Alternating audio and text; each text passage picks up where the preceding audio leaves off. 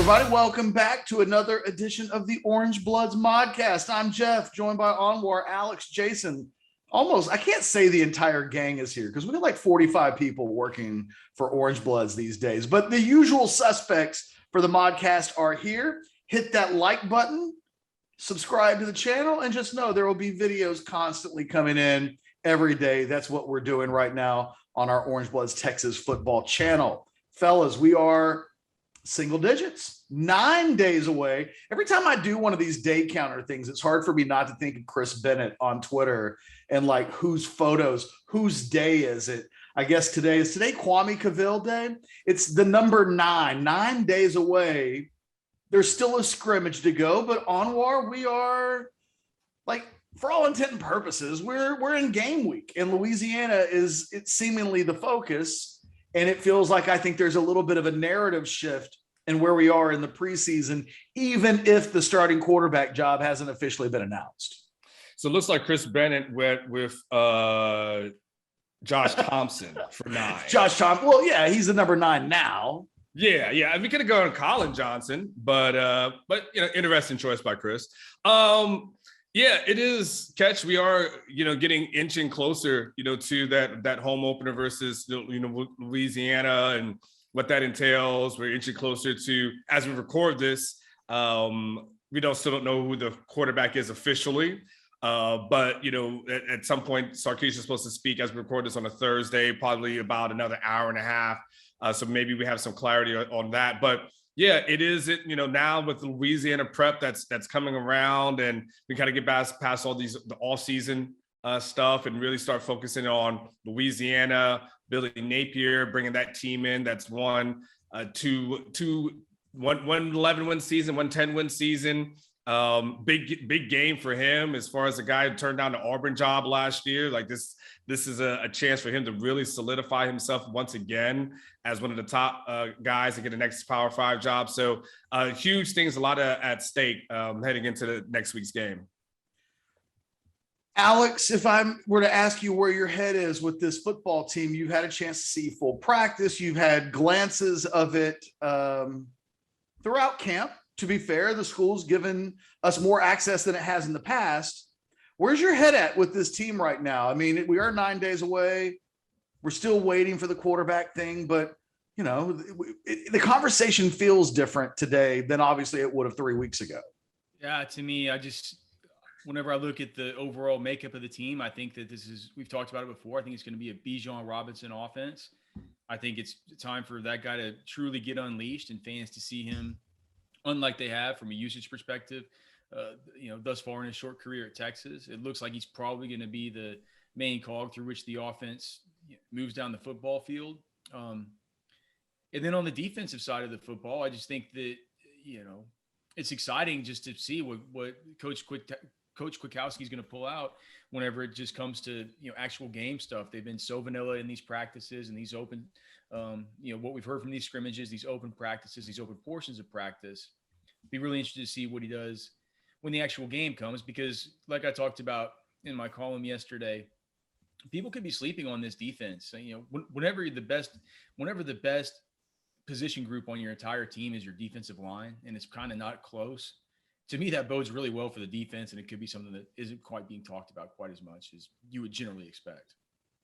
Jason, Anwar is going to pick Louisiana to upset Texas. I don't know if you saw that video last week, but one of the things that Alex just touched on that I think bodes well for Texas, I think this Texas, when I look ahead to the opener, I keep thinking this Texas defensive line should dominate the line of scrimmage against Louisiana, and everything else should follow from there. That in games like this, if you can dominate, and we know the Texas offensive line's not going to do the dominating, but it feels like if Louisiana is being dominated up front on offense, that should open the door for Texas, I think on paper, to have a win, like maybe even a comfortable win. But do you think this Texas defensive line's good enough that it can dominate? Because I'm using the D word, and all it has been doing is practicing against the Texas offensive line. So I wonder if we've gotten I had somebody this week catch a practice. This guy's got NFL connections, and he started saying like this has a chance to be the best defensive line front from a physicality standpoint that they've had since, Casey and Sean Rogers. And I was a little taken aback by the comment, but it both speaks to how well they think this group can be. But I do wonder if we've overcooked the grits a little bit, because none of these guys have been an All-American yet. Yeah, I don't even know how many of them have been all conference, probably some honorable mentions in there. It's funny, after the first scrimmage, I was told similarly to what you were told, Ketch, that, hey, this has a chance to be the best defensive line Texas has fielded in several years. I think that's probably true, but is it a little bit of fool's gold when it's going against an offensive line that's had a lot of issues? The truth is probably in the middle somewhere. I think it's going to be a good defensive line. I think, as Alex said, it's probably the best position group. I'm not sure.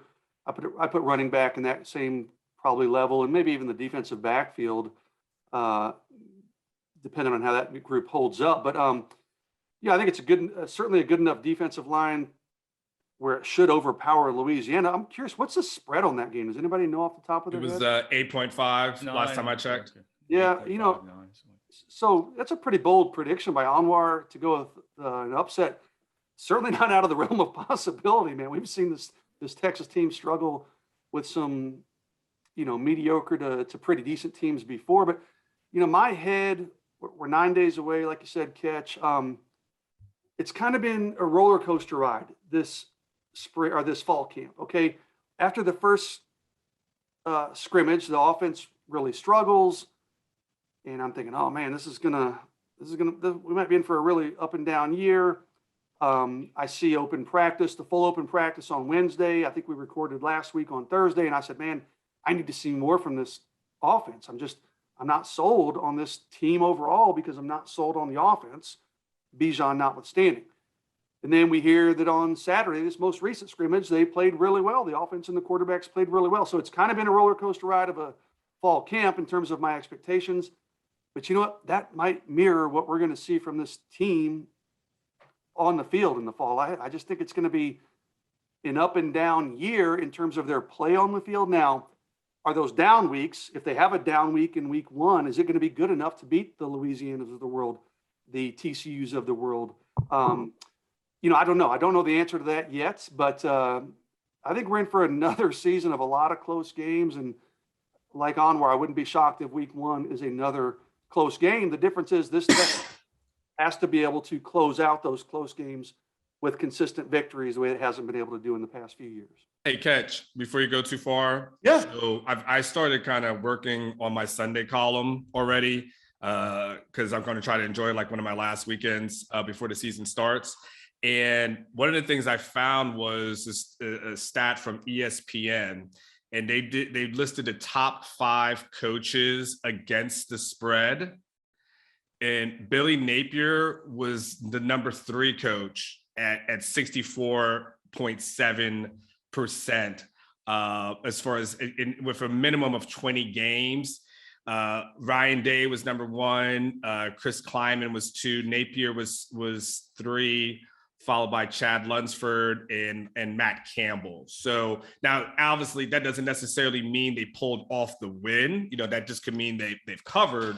But it just shows that that he has teams that are usually pretty prepared, and they find a pretty good way to be very successful against the spread.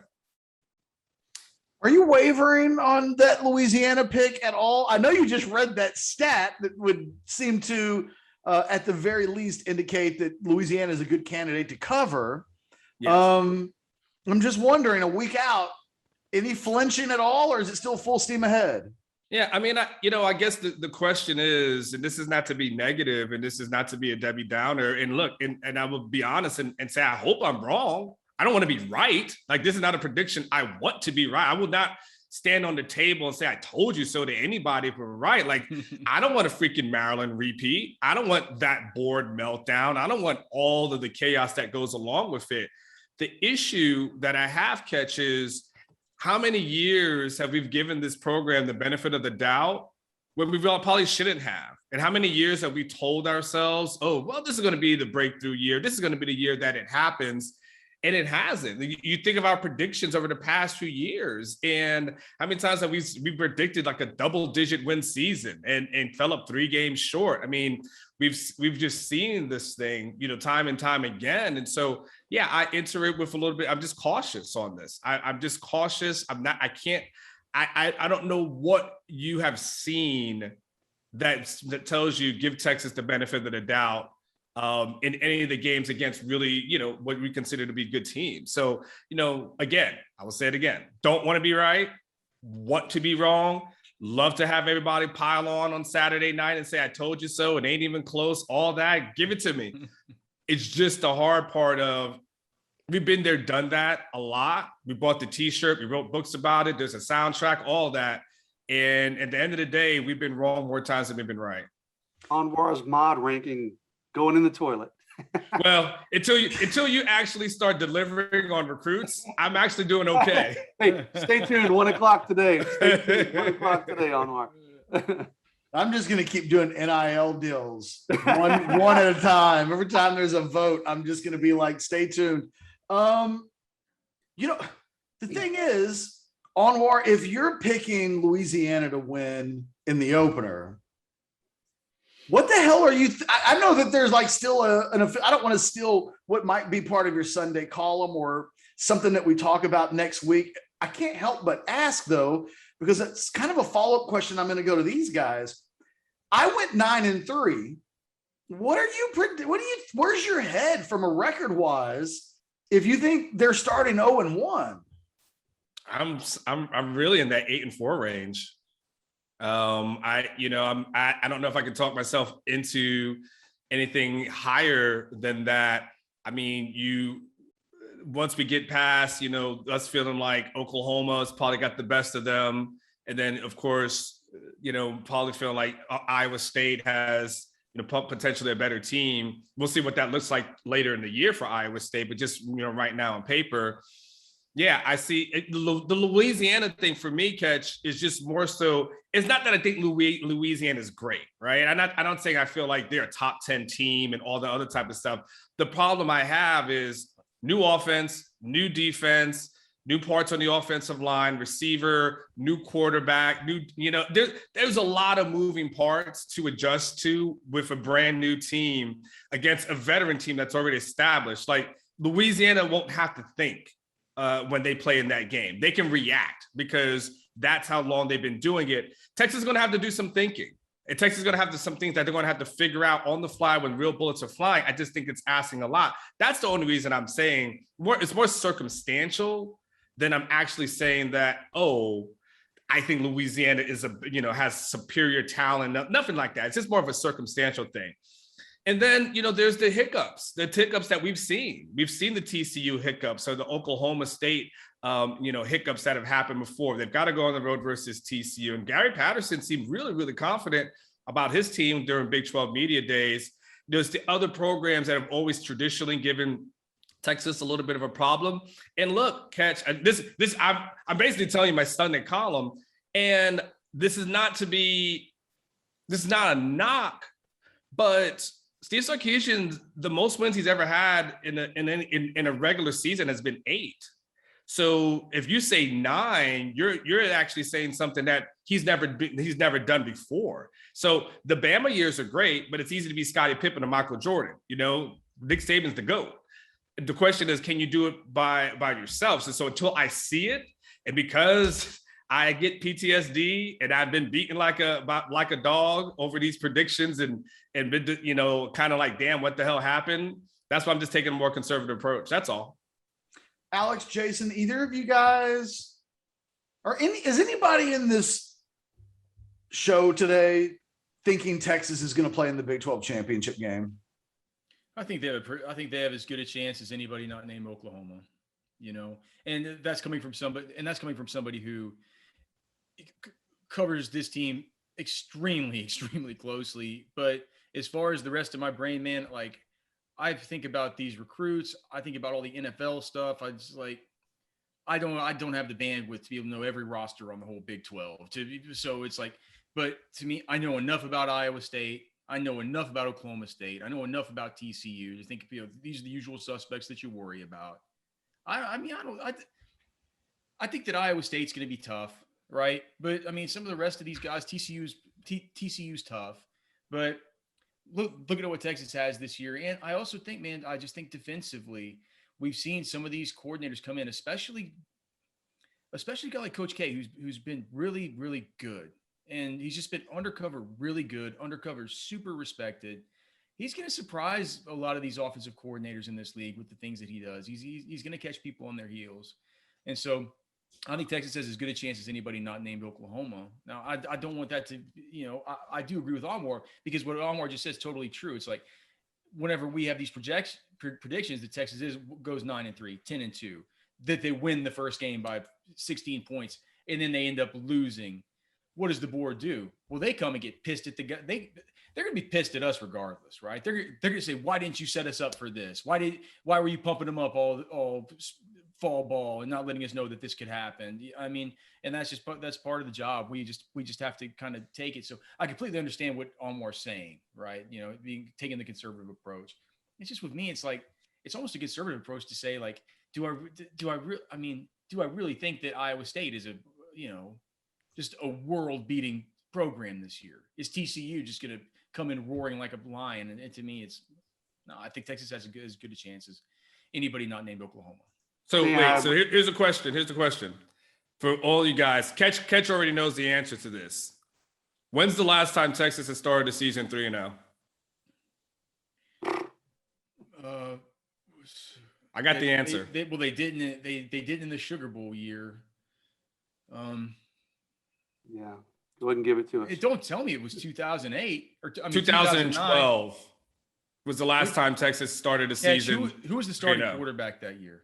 That would have been David Ash's sophomore year. Figured it had to be during Mac's year because I didn't think it was Charlie or Tom. But yeah, that's listen. Can Texas make the Big 12 championship game? Absolutely. And listen, I'm a guy who almost picked Sark as his president of the fan club, right? But Alex, to say they have as good a chance as anybody not named Oklahoma, this is an Iowa State team that was an eyelash away from winning the conference championship last year, and they're returning just about everybody, man. So I don't know if I can agree with that by any stretch of the imagination. You think Iowa State's that good?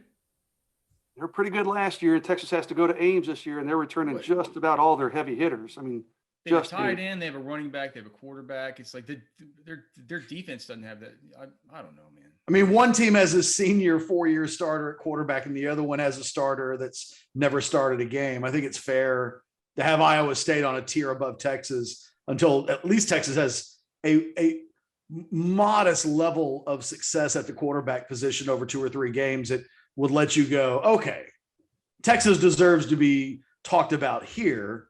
I don't know.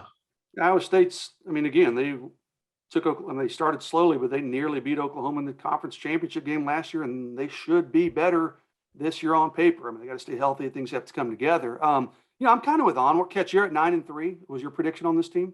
Yeah, but I think 8.5 is the correct over and under, and I really struggle with it. I'm going under, man. I'm like Anwar. I'm going to pick them to win that opener, but Iowa State and Oklahoma on paper to me are losses, winnable games. But if I'm betting straight up, I'm putting my money on the opponents. And then what we've seen from this Texas program is it's going to stumble in a game or two that you probably think maybe it shouldn't on paper.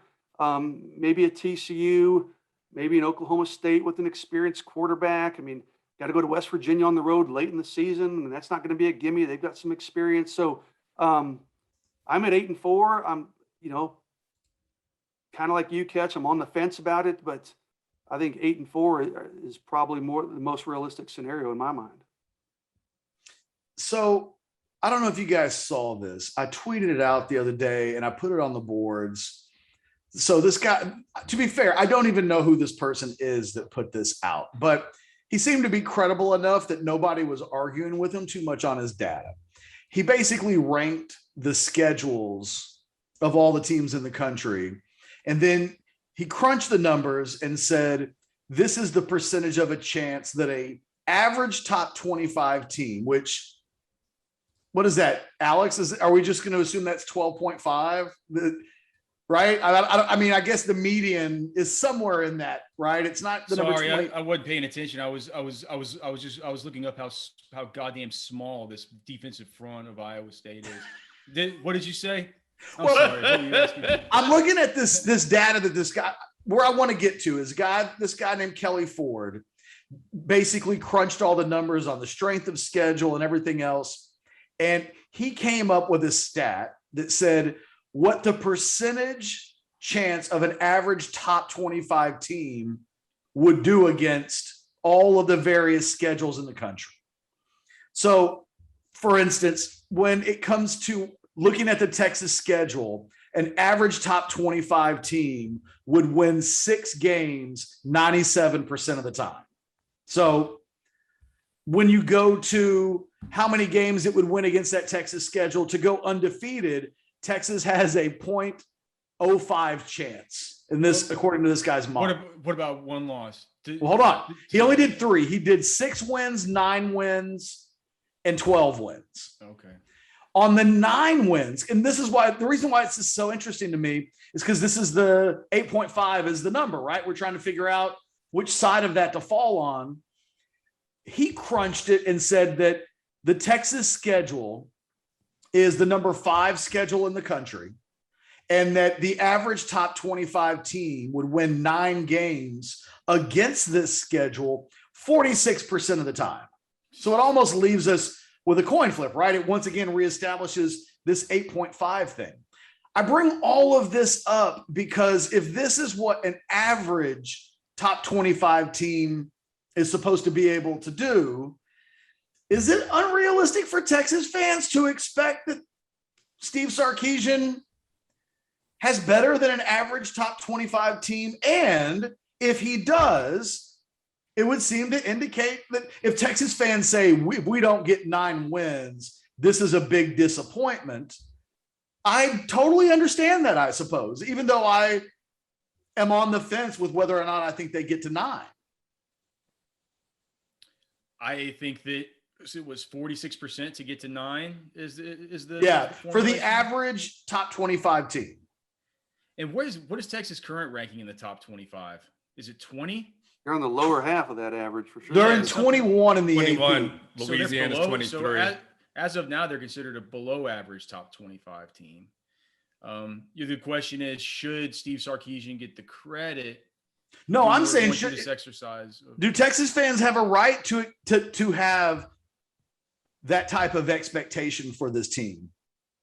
Yeah, I mean, I think fans have the right to have whatever expectation that they want. They're fans. They're paying for tickets. They're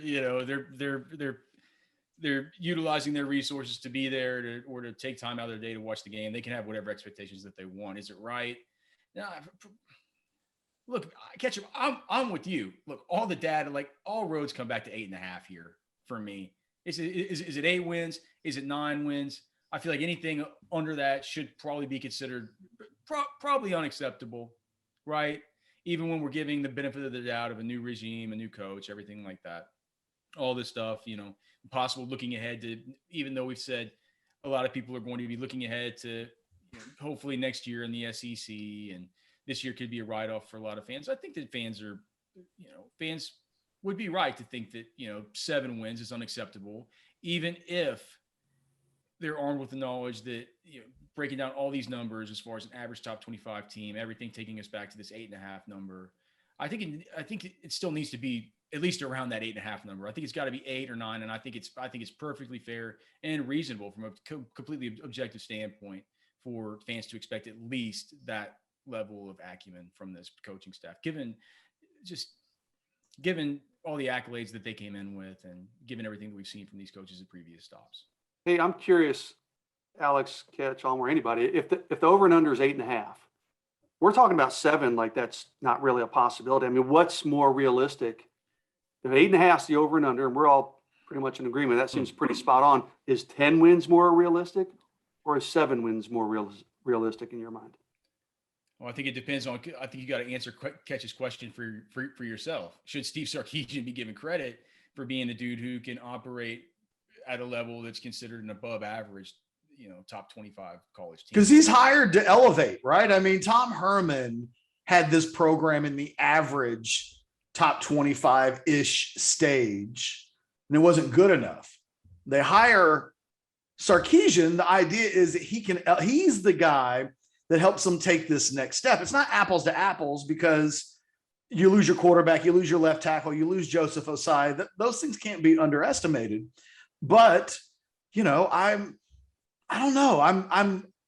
I'm confused with the narratives of this season because I think Texas fans, Jason, aren't going to be able to look past the fact that I've seen this several times. Texas can't go 8-4 because if they go 8-4, that's not going to do anything to help recruiting. And it's like, well, they can go 8-4 and it just means that that's a byproduct. But one thing doesn't get prevented because the other thing is hanging there in the balance.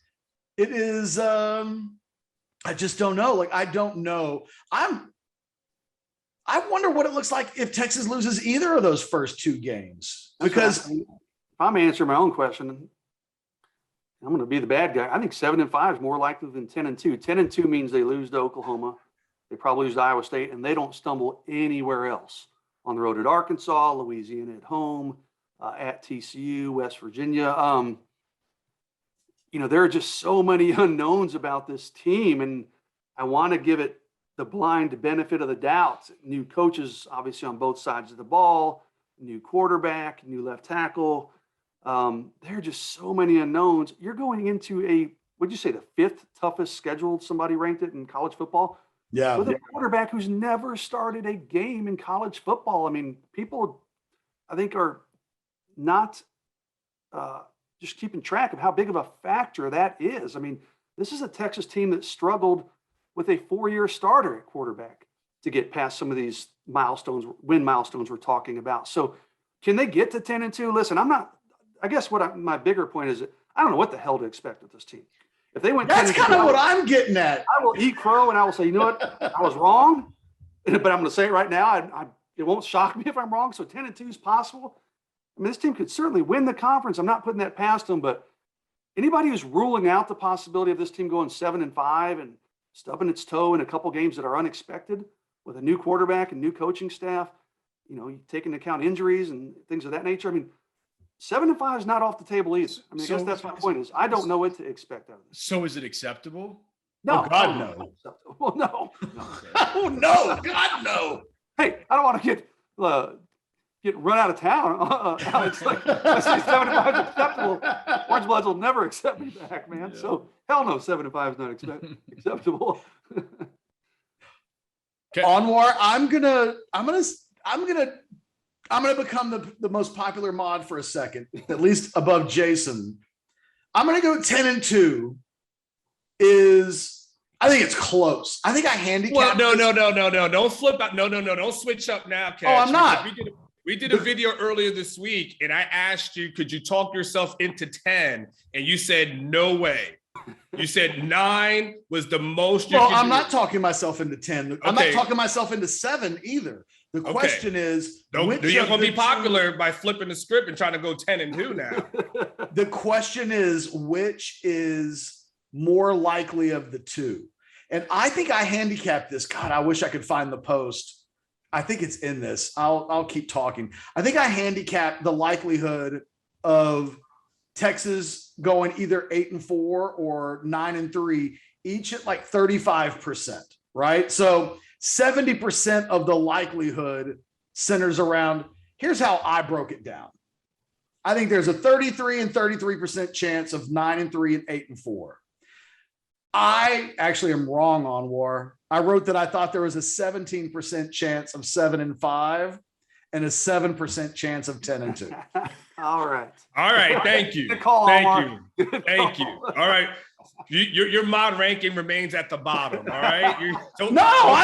I'm still the reigning. There has not been one time in like how many years you actually won one. But it's the last time. One time. It's the last time. Let's run He's it defending back. champ till somebody knocks him off. Yeah, man. Hey, man, you can look at these approval ratings for all these different people, man. It just matters what's going on right now.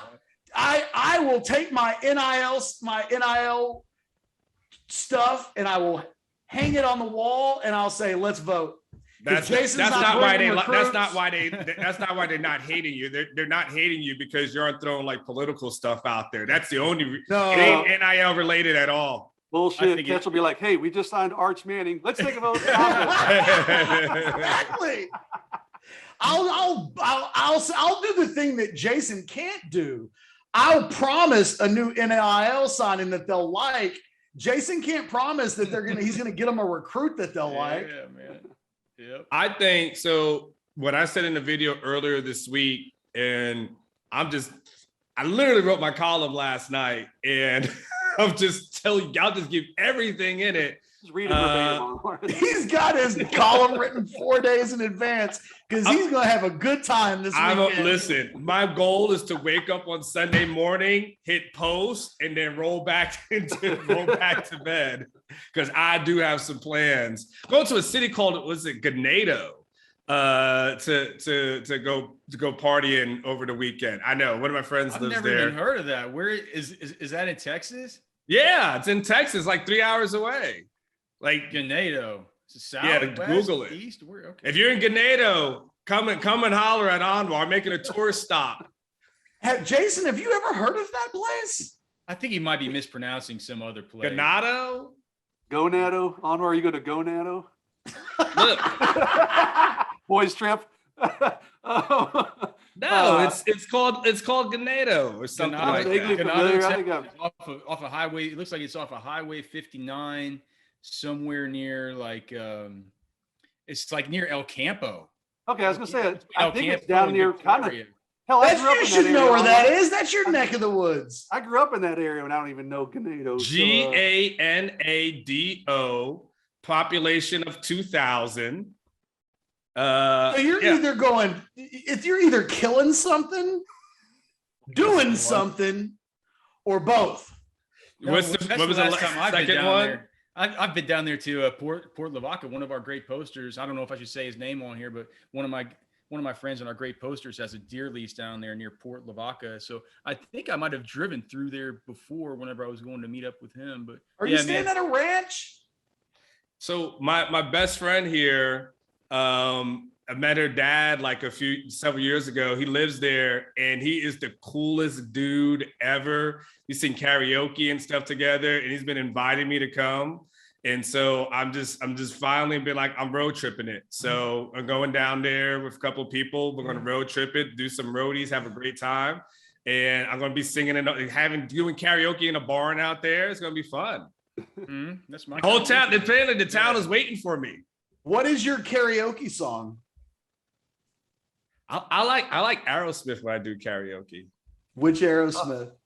Listen, man, don't want to close my eyes, don't want to fall asleep, baby, and I don't want to miss a thing. Do you know what song I've heard Jason Suchomel do I know karaoke? I don't At least 10 times. Walk Tennessee this way by Arrested Development. Yeah, I knew you were going that way. Yep. What? Which one? Tennessee. by Arrested Development. I don't need those lyrics on the screen or anything. Just go on, give it to me, man. But Ketch, so look, back on topic for a second, right?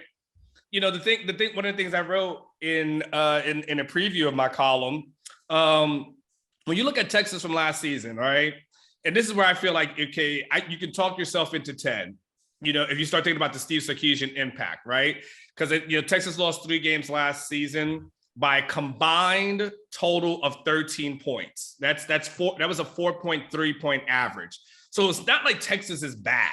It's not like Sarkisian has a horrible program that he takes over. So we're talking about if he comes in and can probably maintain and then do some of the little things that weren't done previously, right? Whether that's playing, your best guys throughout the game, whether that's taking the points, when you have the opportunities to do so, if he can do some of the little things that he's known for, game planning, strategizing, it wasn't like Texas was that far off. The thing about Tom was, they were good. It just wasn't great. The teams were in it. We've had this conversation before, Ketch. Charlie Strong teams got blown out. Like they just got smashed. That never happened with Tom Herman team. So if Sarkisian could take these close losses and find ways to turn them into wins, then realistically, I think you say that's what you hired him to be. Like, that's what you said, like, this is the guy that takes you to the next level. He can do all the little intricacies to do it. So, even though I'm going with 8, if you told me 10 today, I would not argue against you, because if he fixes the little things, then that's totally feasible. I was just going to say, before you corrected me on my bearish nature towards 10-2, is that if they get the right quarterback play, to me, this is all about Hudson Card now. It seems, barring something unforeseen, I mean, it would be a hell of a thing 9 days before the opener to suddenly reverse course and have the guy you've been running out with the 1s start running out with the 2s. He may not tell us anything, but seems like this is going to be Hudson Card's football team, at least at the beginning. And either he's going to be a 7-5 quarterback, or you know what I mean? Like, it comes down to, I don't need to know anything else other than what he does. And I think he's going to be really good this year. I think he's got Steve Sarkisian as his quarterback. I think the biggest reason why I'm going 9-3 is because I think that Hudson Card won't be the thing that holds this team back. I think they'll go 9-3, and I just don't think they're good enough overall yet to be much better than that. But I think Hudson Card's going to be really good. I think they're going to beat Louisiana, in part because I think Hudson Card's going to have a really big day. I've been bullish on Hudson Card from the beginning. No reason to back down now. It's my opportunity to completely rewrite my Garrett Gilbert miss. If Hudson Card can come in and be the guy that I think he's going to be, then I think that, the narrative of this team is going to feel a lot different after Hudson Card plays 12 games, regardless of what the final record is to a certain extent. This is a team that next year is going to return everybody on offense that matters. And, Texas fans don't want to hear it. I just view this season as the stepping stone season. They're going to be an average top 25 team. And then the goal, I think, next year has to be to make that step. I just don't think they're ready to be more than the average top 25 team yet. Dude, what did you think? What was your prediction in Colts first season? Oh my God, 2006 is so long ago. I mean, God, that team was, I don't remember, but I didn't, I thought Texas would probably win the Big 12 that year, but I don't remember 10-2, 11-1, something like that, probably. So you can distinct, even though you don't remember exactly your exact line of thinking, you can kind of wrap your mind about the general way that you felt coming into that year. And it doesn't feel like that at all right now to you. Oh God, no. I mean, even just with the new quarterback, just like, stuff like that. I mean, that 2006 team had an NFL offensive line. It had Jamal Charles and, in the back. I mean, that team, Lima Swede, you know what I mean? Like, and then defensively, most of the guys from that national championship team come back. Michael Griffin comes back. Aaron Ross comes back. Terrell Brown came back. Did Crowder come back? Who's that? Was Crowder on that? Crowder came back. Yeah, they returned a lot of guys. Yeah, and that team, those are light years away. I mean, that was a championship team replacing its quarterback. Okay, what about like David Ash's first year then? I think I was officially in. I don't think I picked until 2019. I don't think I picked Texas to win more than 8 games going back to 2011. Maybe I picked them to win 8 or 9 then, but I think I went almost a decade without predicting them to win 10 games. I'm just wondering. What I'm trying to think about is a quarterback that you're high on who's coming in here. It's a freshman season. I guess we don't really have any good comps because it would be Garrett Gilbert in 2010. But that wasn't with a new coaching staff. Has there been a new coaching staff with a new quarterback yet? Harsin came in and what would have been, that was David Ash's first year as a starter. Okay. Charlie and Buechele, right? What about that? What about Charlie and Buechele? Does it feel a little bit similar to the way you might have felt about the team coming into that? No, because I didn't think Buechele was very good. Okay. I mean, I think Hudson Card's going to be an NFL quarterback. And I think this year is the part where he learns he's gonna, they'll lose to Oklahoma probably. Iowa State may be undefeated and in the top 5 because they get Oklahoma at home after Texas. Iowa State's they have the game against Iowa, which for whatever reason is a really difficult game for Iowa State every year. And that's on September 11th this year, isn't it? Correct. I remember hearing about that. Yeah. But from then on, it's hard for me to look at a game and think they'll lose. They get Texas in early November and they get Oklahoma late in November. And those 2 games will define their entire season. But when Texas comes to town for Iowa State, at worst, I think they're going to have a loss. But that will probably, up until that moment, be the biggest game of their season. A season which almost half the senior class came back for an extra year. It's a very mature team.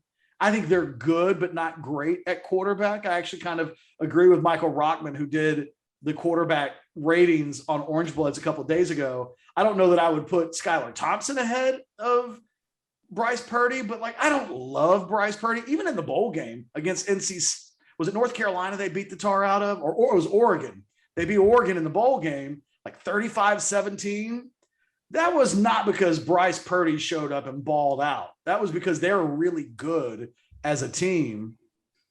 I don't know. I just think that Hudson Card's going to be really good, and it sets the stage next year for him to be great. He's just not going to be great yet. Well, then this kind of goes back to my Louisiana prediction. I'll bring it full circle because Spencer Rattler is going to be the number 1 overall pick, potentially to draft and not top 10. He threw 3 interceptions versus K-State during a loss in their second game. And then he throws those 2 touchdowns and 1 interception in the following game during a loss versus Iowa State. They start the season 1-2. So, it's not out of the realm of possibilities that really good quarterbacks might struggle early. In the following game, they played against Texas to where he got benched. And then all of a sudden, comes back in the second half. So, he had a rough 3-game stretch before things started to click for him. And that's one of the reasons why I'll go back. Even with the Louisiana prediction, hey, it's a guy making his first start against a good team. None of us will say K-State was a great team last year, but they were a good team, just good, maybe slightly above average, but average. So he might be down the line catch, but it doesn't necessarily mean that he and his team may not have a couple of hiccups to start off the season. I guess I look at it. I just didn't think Sam was very good for a lot of last season. There were so many games last year where it felt like in the third quarter, there was a conversation of, God, should they take Sam out? And then in a lot of games in the fourth quarter, he would play at a level where if he'd played anywhere remotely close to the fourth quarter level in the first 3 quarters, he might not have even had to play in the fourth quarter because they would have been ahead and, putting the backup in. I think about how he played against Texas Tech for that's a game they should have lost. We forget that game was hanging in the balance and they stole it from the jaws of defeat. I just think that Hudson Card's going to be better than most of what Sam Ehlinger was last season, which Sam's in the pros right now, and Sam's probably going to earn a roster spot, but he was not good, especially in the first 6 games of the season.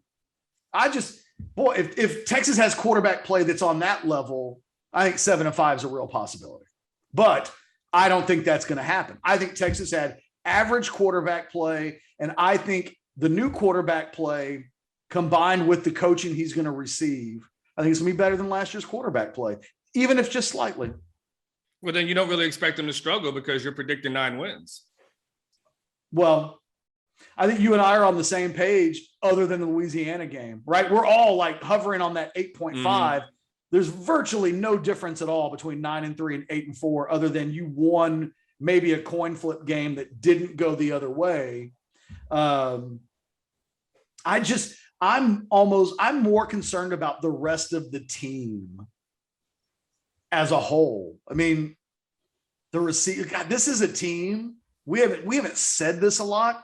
This is a team that's 1 or 2 injuries away from some issues, really. Don't know, I think Alex and I both like the young guys on the offensive line, but I don't know. I mean, I'd feel okay with Carrick being forced in, but Connor. but at that point, you're leaning on a freshman offensive lineman, potentially. I look at the wide receivers. I don't know. We can't trust Jordan Whittington at this point to play 12 games until he proves it to us. I don't know what to expect from Joshua Moore from week to week. And while I think Xavier Worthy is still going to have a really big season, I think he might be Big 12 Freshman of the Year on offense when it's all said and done. I think he has a chance. He's a guy that still drops some passes. I think there's still some focus issues that you'd expect from him. At times, he still looks like a really talented but still a true freshman. And then still don't know where the pass rush is coming from on defense. So now I'm talking my way back to 8 wins. Because I think that, and that's without injuries. That's before you talk about injuries. Yeah. That's before a single injury kicks in. Yeah. And, you can't make a season prediction based on injuries that haven't happened yet. I'm just saying, I think Texas can sustain an injury at quarterback easier, ironically, than most of the positions on the field. You lose Jordan Whittington for let's say 6 games, and suddenly Marcus Washington is having to play potentially, and you're depending on Marcus Washington. Like, suddenly what I think about this team dips down significantly. Kind of feel that way in the secondary too. If Deshaun Jameson had an injury, or, some of those key guys, and I think the shuffling, I just have questions. I think you could take a loss at linebacker, at inside linebacker. Probably. But, I mean, clearly you wouldn't want to lose Overshown. That would be a step down. But if you were to lose Brockermeyer, you have Jalen Ford, Benda, some of those guys ready to step up. So that feels kind of like quarterback. But I'm with you, Ketch. I mean, I think that offensive line, that they have talent to go seven guys. That's if you trust Connor. Some people might argue you could throw Tope Amadi in there. He's worked in a little bit with the ones. I see your reaction. That's my exact reaction to that. So I think it goes 7 deep there. So maybe you could afford one, but clearly not clearly not optimal to get to where you're just hanging on to where if another injury occurs, you'll be needing to throw a freshman into the fire. They're an average offensive line right now, right? Like, you're not expecting Denzel Okafor to be better than that. It's a matter of where do you think? I'll shut up. I just wanted to ask you. The starting guys, how average, above average, below average? Where do you think those 5 are? Well, I think Christian Jones looks like he's gone from basically a small bit just very, very average with big hiccups that'll really, really stand out on film to you. But, some stuff that's really good. I think he's starting to look like he's a little bit above average. I think he's a guy that Coach Flood has really helped a whole lot with his pad level and some other things that would have bothered him before. I still think Denzel Okafor is below average. I think he's always going to look the part. He's always going to look good in these practices where they're going 3/4 speed. I think maybe even in some of these team drills, when he gets used to these players and gets used to how they move in a practice over practice sort of situation, he's going to be fine. When they start throwing stunts at him and twists at him, where he's going to have to keep his athletic base and have to move around and make switch things on a dime, Denzel Okafor is going to have trouble. That's where he always has trouble. Jake Majors is average, trending more towards above average. Junior Angelau is certainly above average, and then Derek Kerstetter he's above average. So I think that, like I said yesterday in my column, the offensive line probably won't protect as well as it did last year, but simply because Sam Cosme's gone, and Sam Cosme was really good. He's a really good college player despite some of the technical flaws that some NFL evaluators would have found in him. So losing your best player, I think, is always going to be a cause for possible trouble. But to me, Denzel Okafor is your weakest link. He's below average until and I hate saying it, but I have the numbers to back it up. I've charted every snap that he's taken at Texas. I've documented every pressure, every sack, every quarterback hit, every hurry that he's given up. He's given them up at a clip just at the very bottom of the list of these 60 tenures that I've done here of these offensive line guys, right? So I think if that's your weakest link, it's, you're about as strong as that guy. I'm not saying that this offensive line will go as he goes, but I think if we're comparing it to last year, I think that you don't have a guy on Cosme's level, but you do have two guys that are looking like they're pretty strongly above average with good trajectories upwards. One guy in majors, it seems like he's kind of above average that you really like the looks of. And I think with Kerstetter, depending on how he comes off of injury, regardless of what we think of him, he was a guy that agents were after last year before that injury. And I was told he was a guy who they predicted, probably not a day 2 guy, but maybe an early day 3, round 5-ish kind of pick. So to me, that, you put those pieces together, it doesn't sound all that bad until you just realize, okay, one of those guys gets hurt. And then now what? We get to Carrick. We're probably fine.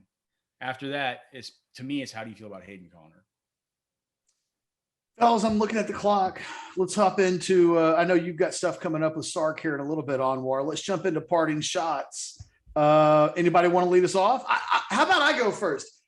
As fantasy commissioner, I feel really proud of myself for getting the draft order done. I'm counting that as a W, and I'm just just easing into the rest of the day now. My heavy lifting is done. That's my parting shot. How do you do your draft order? I have to know. Alex just did a randomizer.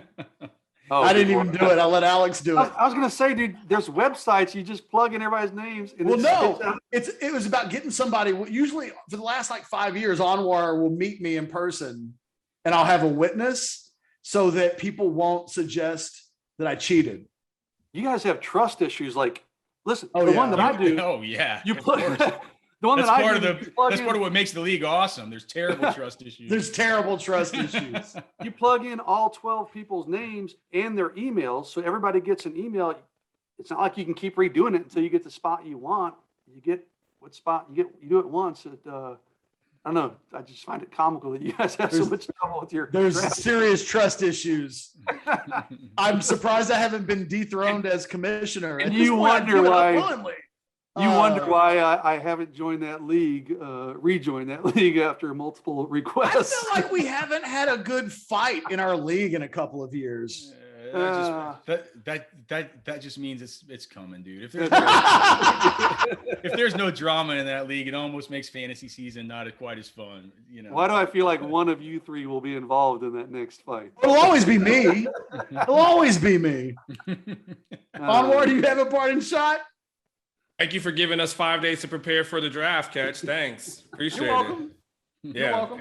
Anything else? Do we get half I think off? it's funny that the guy that's like, I haven't even looked at it now it's clearly he's ready to shift the blame to me if his team It's been a month, Catch. It takes 3 minutes. Who you taking at pick 5 on Anwar? I just found out a little while ago. What if the board goes McCaffrey, Dalvin, Alvin Kamara, Derrick Henry? You're up. I'll probably go Aaron Rodgers again. It's the only time I've ever had success. Let's not pretend like we're going to make this difficult for Anwar. He knows what he's doing. That's the only time I had success. And then last year I didn't draft him, and he actually freaking balled out. So I might just say screw it and go A-Rod. I don't know. You're not going Aaron Rodgers at 5. I'll be doing assuming we draft early next week. I'll spend probably Monday night just doing 800 mock drafts, and then I'll kind of figure it out from this. It's not, as you know, it's not the first couple of picks. It's pick, round 8, round 9, round 12. That's really where the deep dive goes into. So Anwar, I'm taking the damn credit. At that point, I'm going to say the secret to Anwar's success was that I took away his ability to overthink it. Yeah, I did it. I mean, because I usually do my mock drafts and do the homework based off of the pick.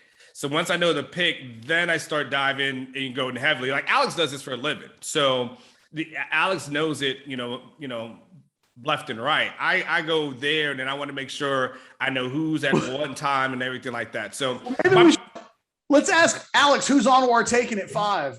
Zeke. Okay, well there you go. You can take the weekend off. You're taking Zeke. I don't know. I mean, this Cowboys team, I think they're really, really good on defense, where I definitely see that they could probably make some noise and compete for a title. You know, the offense, I think Zeke's pretty consistent. So, I mean, I need a running back. I mean, once you get past, you know, what Alex, how many bell cows are there really? You know, maybe like 5 to 6 bell cows. You're going to be able to take the last one with that pick if you so choose. So. Yeah. So, I mean, Alex is right. That's my parting shot. I mean, Aaron Rodgers might still be there around two, Onward. I mean, once Saquon comes back, of course he will be. We just don't know if he'll be ready to, you know, for the first 3-4 games of the season, he could be eased back in. So that's why I say I mean, there's probably six true bell cows, but Saquon will be hurt. Where is Saquon going in the average draft position right now? He's going at the 1-2 turn, and it's just your opinion of what you're gonna do. Some people are higher on him, some people are lower on him, but that's on average about where he goes. Jason, you got a parting shot? Yeah, I'm at 11 in my draft, Alex, so maybe Saquon will be there for me. Parting shot for me, kind of hinted at it earlier. At 1:00 today, Aaron Bryant, defensive tackle out of South Haven, Mississippi, is going to announce his commitment. He's doing it at a school. It's weird. He's not doing like a Twitter blast or Instagram blast like most people do, but doing a ceremony at a school.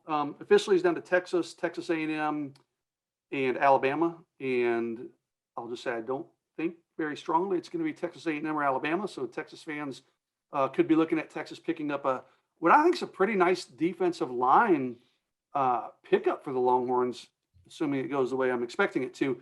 He's rated as a 3-star by Rivals.com, but you look at his film, man, this guy looks like a 4-star player to me. And, I've talked to kind of sources behind the scenes. I think Texas will be pretty excited if this goes the way I'm expecting it to. This is I think a pickup the Longhorns will be pretty excited about. So keep an eye on that on Orangebloods. We'll have it covered. 1:00 today is a scheduled announcement time roundabout there. Aaron Bryant will make his pick, and I'll be surprised if it's not Texas. Alex, did you have one or not? I can't remember. It was 5 minutes ago. Oh, it's no, I just not really. I'm like Anwar. I'm excited for the season. Hey, we get week 0 of college football this weekend, and we get some dress rehearsals for the NFL. So just excited about that. The last weekend before, the last weekend, and then next week, the game week will be kind of the last one before we kind of get into the slog of the season. And I'm doing the game breakdowns and the deep dig and everything else that I need to get done on my end. So next week, I guess on Wednesday and Thursday, I'll be heading out to the hill country and trying to going with my brother-in-law. I just came back from my deep freezer outside. It's getting low, so I'm going to try and see if we can run into some axis and definitely some hogs to fill up the freezer before the season starts, and just get out and clear the old head a little bit. So you're going to call the hogs? I don't know if I'm going to be calling them. I don't know. I think that might scare them away. These hogs are smarter than you would think, man. Any hog call that I have isn't going to work on these animals. But yeah, man, just gonna get out, try and clear the head a little bit. Just get excited for the upcoming Texas schedule and what's to come for the season. It should be a big one. So I can't believe we're already, we're running out of summertime here, man. Before we know it, we're gonna be putting on, we'll be on the Modcast with hoodies and sweaters and all kinds of stuff. So football season's here. It's great. Alice is like, nothing clears my head like getting a rifle and shooting an animal. Like nothing gets me ready for the season quite like that. Opening them up its guts and ripping them all out. If you should post that, Alex, and tell them about it for the Arkansas fans. They'll love that. You'll get canceled. Trust me. Don't rip guts out on social media. I think that'd go bad for you. Yeah. For myself, for Anwar, who's going to Ganado. He's gonna have a good time. He's gonna do some karaoke. God knows what else they do in Ganado. I don't know. For Alex, who's just itching to shoot something, and for Jason, who's enjoying a little bit of quiet in his house. Is that where we're at? No, dude, I've got one daughter home. We're taking her for a COVID test today. I got another one sick. It's not been a pleasant morning at the Suchomel household. So it is quiet, Humbug. but not smooth sailing over here, man. Well, for myself and for Jason, I got a sick daughter today too. So bah humbug. Hey, Yeah. hit that like button, subscribe to the channel. We'll see you next week. Thanks for watching.